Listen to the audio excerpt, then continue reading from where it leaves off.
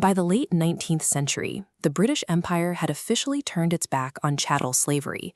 The era of overt human trafficking was supposed to be over. At the same time, the Australian province of Queensland was undergoing a massive economic boom, driven almost entirely by the sugar industry. Here was the planter's dilemma. Harvesting sugarcane requires brutal 12-hour days in sweltering conditions, but they could no longer legally purchase enslaved people to do the work. To keep their massive sugar empire from collapsing, the planters needed a legal loophole to acquire incredibly cheap human labor. When Mark Twain passed through the Pacific on a global lecture tour, he recorded the mechanics of this exact loophole in his travel diaries. He observed a government-sanctioned system known as recruiting, or the labor traffic, a method of importing Pacific Islanders to Australian shores. The core trick of the system was simple. The planters didn't need to literally own a human being to extract their labor. They just needed a legally binding agreement. The 19th century employment contract was weaponized to do the exact same job as an iron shackle. This ledger reveals how the empire priced a human life. Upfront costs included £20 to a captain to catch the worker, plus a £3 government fee. On the back end, a £5 return deposit and a £25 wage for 3 years of labor. For roughly $100 a year, a planter secured total operational control over another person. To get these workers on the boats, recruiters sailed to Pacific Islands with a compelling pitch.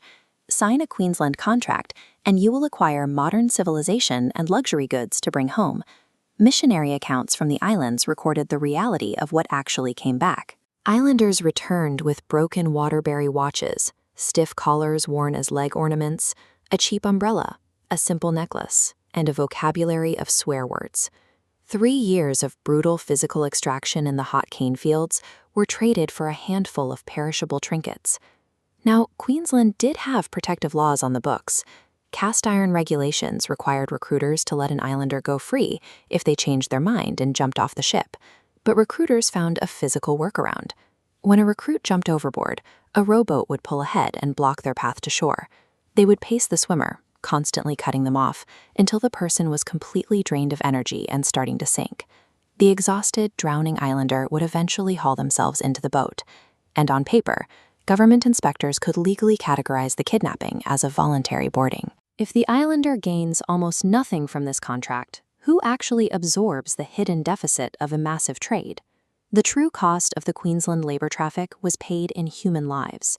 This visualization shows the lethal toll on every 1,000 new recruits. Within their first 6 months, 180 died. Compare that to their native homes. 12 per 1,000 died in peace, and 15 per 1,000 during tribal wars. The civilizing agricultural labor of the British Empire was 12 times more deadly to the islanders than indigenous warfare. Prominent thinkers of the era published grand prophecies, claiming the Anglo-Saxon race was bringing humane improvement to the Pacific. The Queensland labor traffic proved that these civilizing missions were often violent atrocities, carefully sanitized behind a veil of bureaucratic paperwork and tidy ledgers. When a society formally outlaws an atrocity like slavery, the exploiters do not disappear. They simply invent new legal contracts.